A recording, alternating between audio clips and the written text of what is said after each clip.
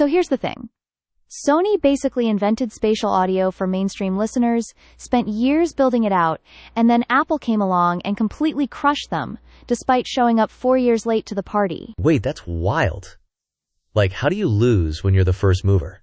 That doesn't usually happen in tech. Right? So Sony launched 360 Reality Audio back in 2019, and it was genuinely impressive technology. They mapped individual sounds, like vocals, instruments, all of it, to specific points in three-dimensional space around your ears. They partnered with Amazon Music, Tidal, Deezer, all these streaming services. Okay, so they had the tech, the partnerships, the hardware. What went wrong? They made it a premium feature. You needed Sony-certified headphones. You needed a specific streaming service that supported the format. You had to actively go find 360 Reality Audio content. It was locked in this walled garden, right? So mainstream people just, never encountered it. So it was like a luxury thing for enthusiasts rather than something for everyone. Exactly.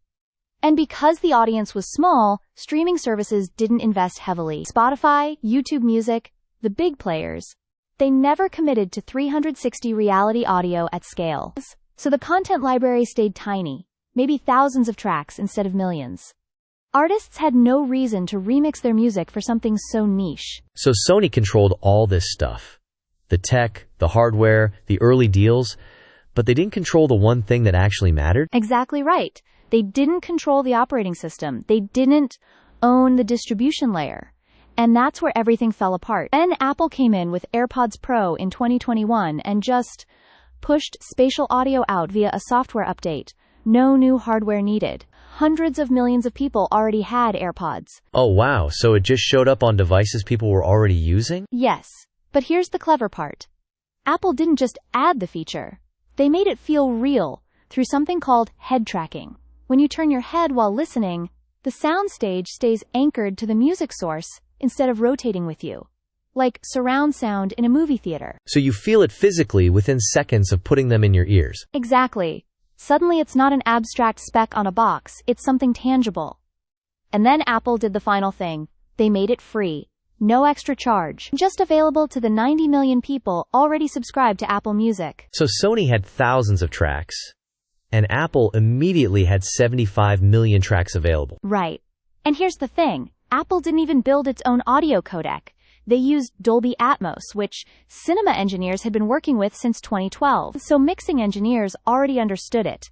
One mix could work in movie theaters, on soundbars, on AirPods, everywhere. So studios had way less friction to adopt Atmos than they had to adopt Sony's proprietary format. Exactly. Sony's format required engineers to use Sony's own certification pipeline and tools. Atmos was already part of the workflow for people mixing movies and home theater. The business case was obvious for labels and mixing engineers. So what's the lesson here? Like, is it just that Apple has scale and Sony doesn't? No, it's deeper than that. Sony actually had incredible technology and the first mover advantage. But they treated spatial audio like an upgrade, something you bought into. Apple treated it like a default, something you just have. They controlled the hardware in people's ears and the software that powers their devices. That distribution advantage was worth more than Sony's 4-year head start. So basically, operating system control beats engineering credit and early partnerships. Absolutely. And most people never even realized this was a format war happening. Sony's 360 Reality Audio essentially lost in the market, while most tech journalists were just talking about AirPods getting a cool new feature. That's kind of fascinating. And kind of sad for Sony, honestly. So what should people take away from this? I think it's about understanding how distribution and defaults matter more than the technology itself in format wars. If you want the full breakdown with all the details, head over to newslet.com and read the article. They really dig into how this played out.